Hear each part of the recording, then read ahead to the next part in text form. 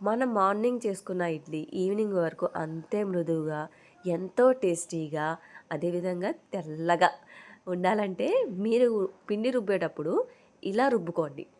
పులుపు కూడా రాదండి పిండి. చాలా టేస్టీగా ఉంటాయి. 4 రోజులైనా కూడా ఇడ్లీ అంతే టేస్టీగా ఉంటుందనమాట. చూపిస్తాను చూడండి.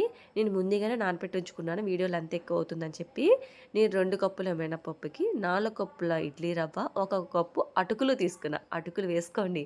చాలా టేస్టీగా ఉంటాయన్నమాట.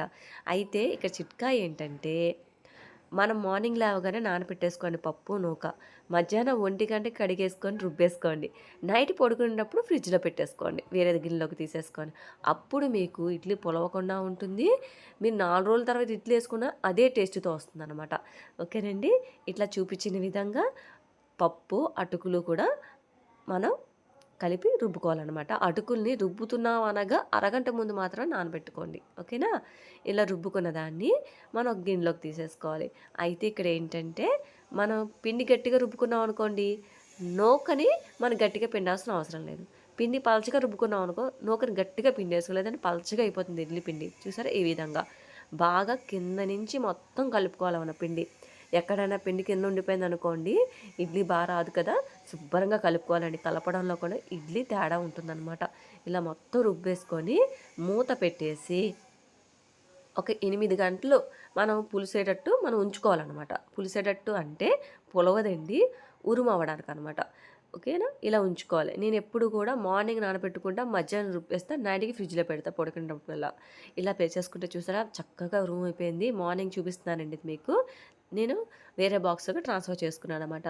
ఇలా దీన్ని ఎంత కావాలో అంత వేరే గిన్నెలోకి ట్రాన్స్‌ఫర్ చేసుకొని, మిగతా దాన్ని ఫ్రిడ్జ్‌లో స్టోర్ చేసేసుకోండి. ఇందులో ఇప్పుడు సాల్ట్ ఏసుకొని సరిపడినంత సాల్ట్ వేసుకోవాలి. దీన్ని బాగా కలిపేసుకున్న తర్వాత మనం ఎప్పుడు చేసుకున్నట్టే ఇడ్లీ కుక్కర్‌లో పెట్టేసుకోవడమే. కొంచెం వాటర్ చూసుకోండి. వాటర్ పైకి పొంగిందని కనుక ఇడ్లీ అంతా కూడా జారైపోయి మొత్తం పాడైపోతాయి ఇడ్లీలన్నీ కూడా. ఓకేనా? సరిపడినంత ఒక ఒక చిన్న గ్లాస్ వాటర్ సరిపోతుంది. ఎందుకంటే 10 నిమిషాల్లో ఇడ్లీ అయిపోతుంది కాబట్టి. చూసారా? ఇలా పెట్టగానే అలా 10 నిమిషాల్లో ఇడ్లీ రెడీ అయిపోతుంది. వెంటనే కదపకండి. ఒక పావుగంట సేపు పక్కన వదిలేసిన తర్వాత మనం ఇడ్లీ తీసుకోవాలి. చూసారా ఎంత స్మూత్‌గా ఉన్నాయి కదా! టేస్ట్ చాలా బావుంటాయండి. ఒకసారి ట్రై చేసి చూడండి. ఇడ్లీ కారం పొడిలో అయితే ఇంకా బావుంటది ఇడ్లీ. ఈ కారపొడి రెసిపీ కూడా నేనిస్తాను. లింక్‌లో ఒకసారి చెక్ చేయండి. ఇడ్లీ కారం, ఇది మునగాకు కారం అనమాట. 2 కారాలు కూడా దీనిలో పర్ఫెక్ట్ ఉంటాయనమాట.